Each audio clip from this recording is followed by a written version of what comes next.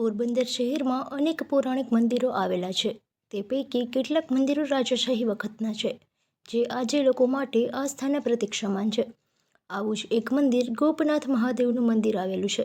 આ મંદિર પોરબંદરના રાજવી નટવરસિંહજીએ બ્રાહ્મણોને ભેટમાં આપ્યું હતું. આજે મંદિરનું સંચાલન બ્રાહ્મણો દ્વારા કરવામાં આવે છે. અહીં મોટી સંખ્યામાં શ્રદ્ધાળુઓ દર્શનાર્થે આવે છે. પોરબંદર એટલે જેઠવા રાજવંશની રાજધાની.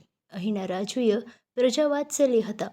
તેમણે પ્રજાની સુખાકારી તે સમયે અનેક મહત્વના નિર્ણય લીધા હતા. તે આજે પણ પોરબંદરવાસીઓ માટે આશીર્વાદ સમાન છે. પોરબંદર શહેરમાં અનેક પૌરાણિક બિલ્ડિંગો આવેલા છે. તેમાં સરકારી હોસ્પિટલ, શૈક્ષણિક કાર્યો માટે ઉપયોગી લેવામાં આવે છે. તો અનેક શિવ મંદિરોનું પણ નિર્માણ કર્યું હતું. તે આજે પણ લોકો માટે આસ્થાના પ્રતીક સમાન છે. હાલ શ્રાવણ માસમાં શ્રદ્ધાળુઓ પૂજા અર્ચના કરે છે. આવું જ એક પૌરાણિક મંદિર જૂની કોર્ટ સામે આવેલું છે. તે ગોપનાથ મહાદેવ મંદિર તરીકે જાણીતું છે. આ મંદિર આમ તો વર્ષો જૂનું છે. પોરબંદરના રાજવી નટવરસિંહજીએ બ્રાહ્મણોને વર્ષ 1948માં ભેટમાં આપ્યું હતું અને તેમનું સંચાલન સોંપવામાં આવ્યું હતું. હાલ આ મંદિર ગોપનાથ મંદિર ટ્રસ્ટ સંચાલિત છે. આ મંદિરના ટ્રસ્ટી અશ્વિનભાઈ દવેના જણાવ્યા અનુસાર અહીં રાજાશાહી વખતમાં મોટો ચોક હતો. બરડા અને ખેડ પંથકમાંથી લોકો હટાણું કરવા એટલે કે ખરીદી કરવા માટે આવતા હતા. તે સમયે અહીં શિવજીનું નાનું મંદિર આવેલું હતું. ગોપ વિસ્તારમાંથી લોકો અહીં ગાડા લઈ અને ખરીદી કરવા માટે આવતા હતા, જેના કારણે આ મહાદેવને ગોપનાથ મહાદેવ નામ આપવામાં આવ્યું હતું. હાલ ગોપનાથ મહાદેવ મંદિર ટ્રસ્ટ સંચાલન છે. અહીં શિવરાત્રિ અને શ્રાવણ માસથી ભક્તિભાવ સાથે ઉજવણી કરવામાં આવે છે. નિયમિત શ્રદ્ધાળુઓ દર્શનાર્થે આવે છે. તેમજ 20 માર્ચના રોજ મંદિરનો પાટોત્સવ ઉજવવામાં આવે છે, જેમાં યજ્ઞ સહિતના ધાર્મિક કાર્યક્રમોનું આયોજન કરવામાં આવે છે. શહેરની મધ્યે આવેલું ગોપનાથ મહાદેવનું મંદિર આસ્થાના પ્રતીક સમાન છે. પોરબંદર શહેરમાં આવેલા અનેક પૌરાણિક શિવ મંદિર પ્રત્યે પોરબંદરવાસીઓની અખૂટ શ્રદ્ધા ધરાવે છે. અશ્વિન જે દવે, હું આ ગોપનાથ મહાદેવનો ટ્રસ્ટી છું. આ ગોપનાથ મહાદેવની ઇતિહાસ એ રીતનો છે કે અગાઉ રાજાશાહીના વખતમાં આ મંદિર છે એની આજુબાજુ ફરતું ખુલ્લું ગ્રાઉન્ડ હતું. જે ગ્રાઉન્ડમાં આજુબાજુના ગામડાઓમાંથી ઘેડ વિસ્તાર, બરડા વિસ્તારમાંથી બધા માણસો ગાડું લઈ અને હટાણું કરવા આવતા.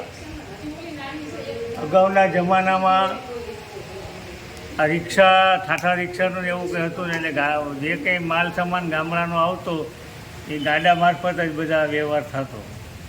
એટલે આ ગ્રાઉન્ડમાં ગાડા બધા છૂટતા ને બળદને છોડી અને એનો જે કંઈ ઘાસ નાખવાનું ઘાસ નાખી અને જે કોઈ ખેડૂત માલ લેવા આવ્યો એ બજારમાં માલ લેવા જતા.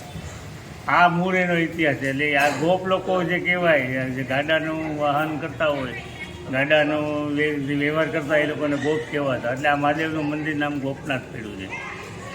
વર્ષો જતાં 1948ની સાલમાં પોરબંદરના મહારાજા નટવરસિંહ બાપુએ આ મંદિરની જગ્યા એ 84 બ્રાહ્મણ જ્ઞાતિના બ્રાહ્મણોમાં આગેવાનોને પસંદ કરી અને ટ્રસ્ટ બનાવ્યો. ટ્રસ્ટ બનાવી અને 20મી માર્ચ 1948ના દિવસે આ મંદિર એ બ્રહ્મ સમાજને સોંપ્યું. ત્યારથી એ સોંપવાનું કારણ એક જ કે આ મંદિરની શિવજીની પૂજા અર્ચન વ્યવસ્થિત અને બ્રાહ્મણો દ્વારા થઈ રહે એ હેતુસર આપવામાં આવી હતી. અને આજે અમારા ભૂતકાળના જૂના ટ્રસ્ટીઓએ આ મંદિરને ડેવલપ કર્યું. આજુબાજુમાં મકાન દુકાનો બનાવી અને થોડીક મંદિરની નિભાવ પૂરતી આવક ઊભી કરી છે. વધુ કોઈ આવક નથી, પણ મંદિરના નિભાવ પૂરતી કરી છે. અને અત્યારે આ મંદિરના પૂજારી તરીકે અશોકભાઈ ભોગાયતા અને સેવાભાવી તરીકે ભાઈ શ્રી રમેશભાઈ અને બિપિનભાઈ અને એનો પરિવાર આખા મંદિરની સાફ સફાઈ સફાઈની સેવા કરે છે. અસ્તુ.